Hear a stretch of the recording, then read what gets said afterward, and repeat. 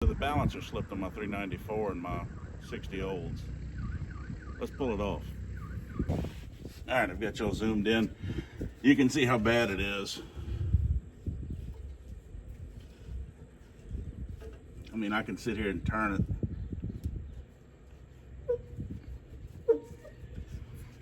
with my hand. It's completely shot. So we're gonna have to pull it off and send it off, have it rebuilt, because this isn't exactly a small block Chevy either. All right, well, I've already drained the coolant. If you want to see that, Scotty Kilmer's channel's over there. Anyways, coolant's drained. Let's get the radiator pulled out, get the fan off, and get to that balancer.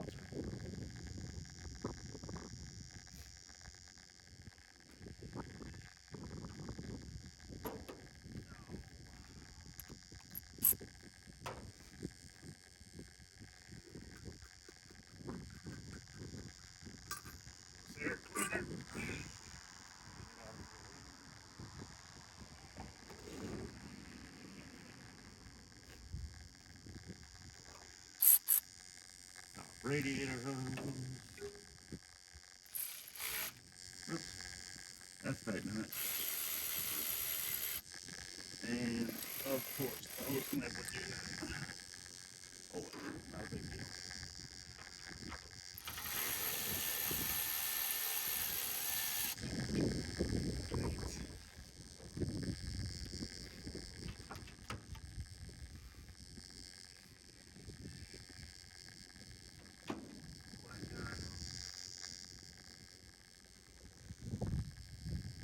Get a new hose from it.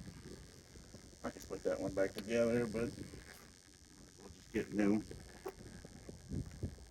After all, going on a poverty tour, I need to make sure I've got everything squared away on this thing. Alright. Let's pull the fan bolts.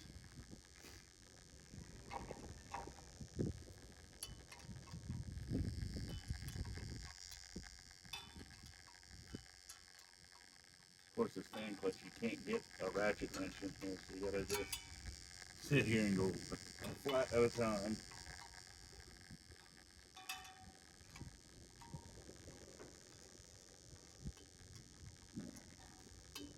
Give me a minute or two, let me get these fan bolts out. Nobody wants to see me sit there and struggle. Alright, fan's unbolted, thank God. Let's get the fan shroud off.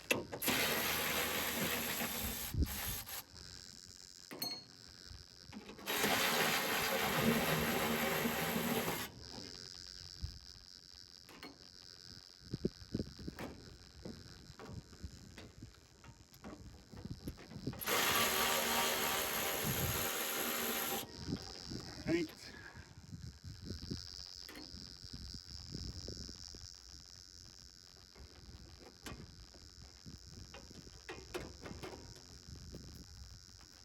Hmm.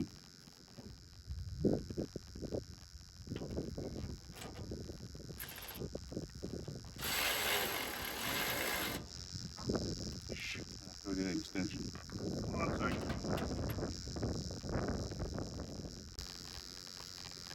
Alright, much better. Now, where's the socket? Wow. Oh, there it is. Okay.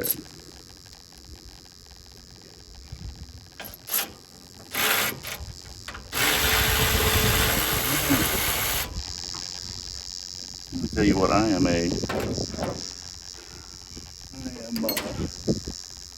spoiled with my cordless tools. Alright.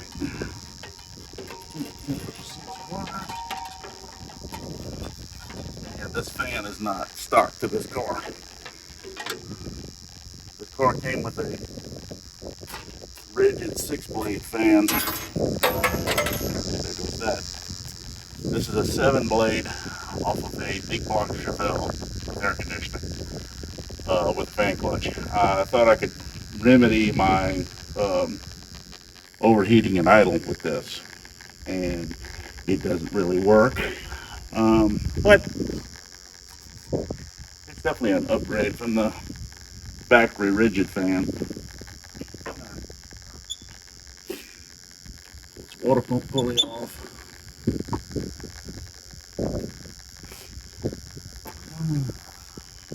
Got belts pulling on both sides. It's not gonna let it go, is it? Alright. I'll let the alternator do it. It's the easier one to let loose. You can't tell, I've done this a few times. I actually built this engine myself. I say built it. I really just gave it a dingle ball hone and new rings and new rod bearings.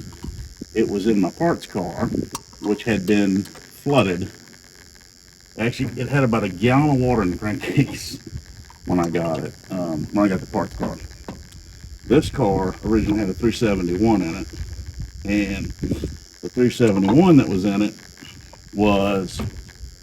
had 2 dead cylinders, had profuse oil leaks, and there was a few leaks.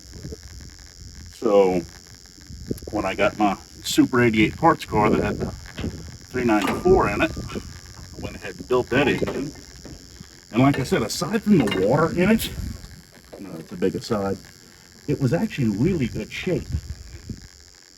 So I went through it, dingle ball honed the rust out of the cylinders, had the heads reworked, rebuilt everything else in this engine, and installed it in the car, and night and day difference. This thing has tons of power. I think this engine is 315 horsepower and 430 foot-pounds of torque, something like that. Now that's gross, I know that. 10-to-1 compression. She's stout for her day, especially, and it moves this big boat pretty good. But yeah, and parts car had factory AC, so I used the brackets. It had this big giant A5 compressor on it. I used those brackets, modified and put a sanded compressor and Old Air Products AC system. Upgraded the generator to a power gen, essentially an alternator generator. Had the water pump rebuilt by the Flying Dutchman in Seattle,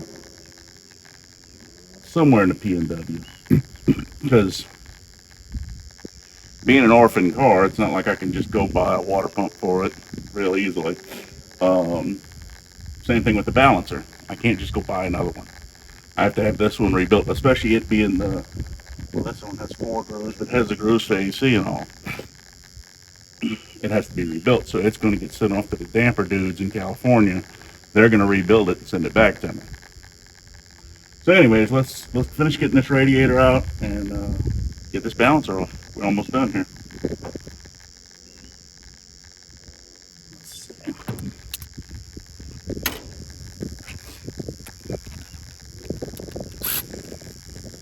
Lower radiator hose. That hose clamp is doing the same thing.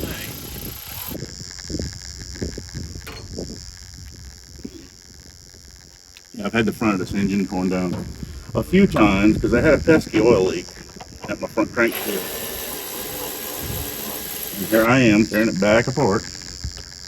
I realized it because I was such a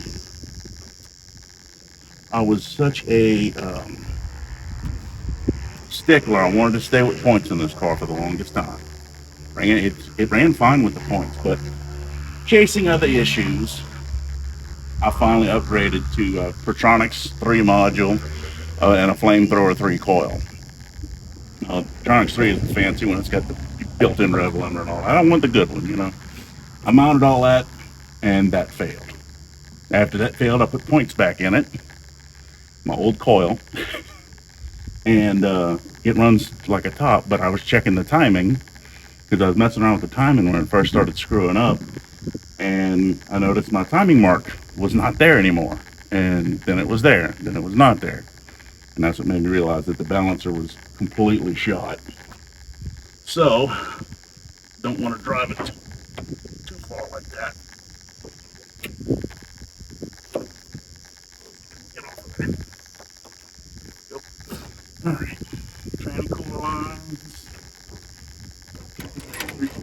5/8.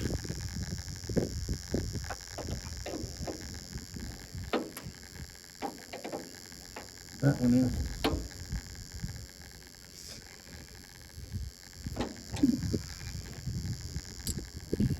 loose.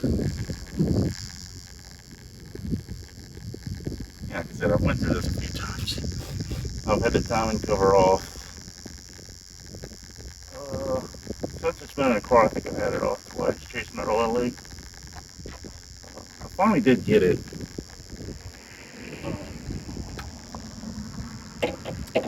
Turns out I put a speedy sleeve on the balancer, and I had put the speedy sleeve.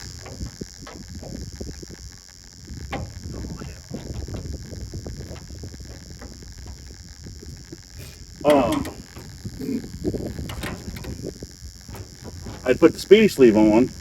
I drove it too far on the first time. Then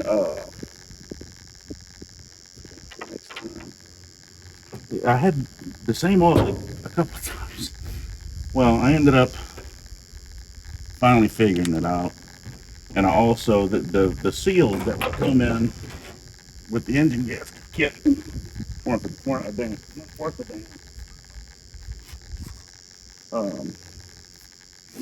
But again, because this is not a small block Chevy, you're really limited on what you can buy. There's one company that mass produces, you don't have to get them custom made gaskets. It's Best Gasket. They're made in the U.S., but I think the seals aren't. And the seal wasn't, it was junk.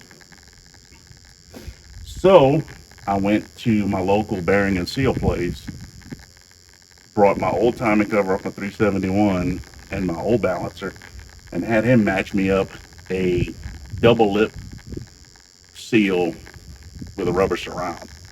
And that one fixed it. I think that's going to be about an inch and is it an inch and a quarter or an inch and an eighth? It's one of the two.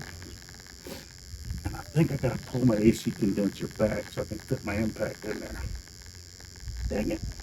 All right, I'm going to go grab that.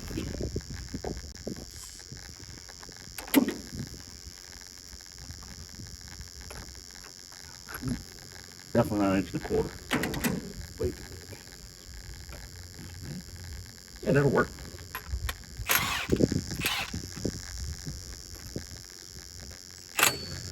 Oh, yeah. Got it. You know what? This is a new set of sockets. They're shorter. And of course, my big trusty Milwaukee is there. All right, and again, this ain't a small block Chevy. Case in point, balancer slide right off. Okay, but look, you can see. See? Yeah, that's a problem. So, I'm gonna box this thing up, send it off to the damper dudes. Hopefully, I'll get it back pretty quick. I think it's gonna cost me about $200. And I can slam her back together. But until then, we're gonna throw all these parts in the trunk. Aside from this guy. Look at it. Chunky son of a bitch. Heavy. You know, I could have stuck an LS in this thing. I could have stuck a small block Chevy in it. But why be like everyone else? I hate going to a car show and every goddamn thing's a small block Chevy or it's got an LS stuck in it. You know, I get the appeal. Parts availability, everything else. It's cheap. They make gobs of power. But, I don't know. I've always said an old car kind of loses the soul when you pull the original engine training out of it. And I try to stick to that. I like this 394. It runs good and it's different. Although, people, if one more person asked me if this car's got a 455 in it. Alright, put this big old air cleaner back on. Another thing I like the original. I think that big air cleaner is just awesome. Especially in the back seat of my parts car. Because This car didn't have an air cleaner on it, not to mention it was the 2-barrel engine, so it wouldn't have fit anyway. Don't.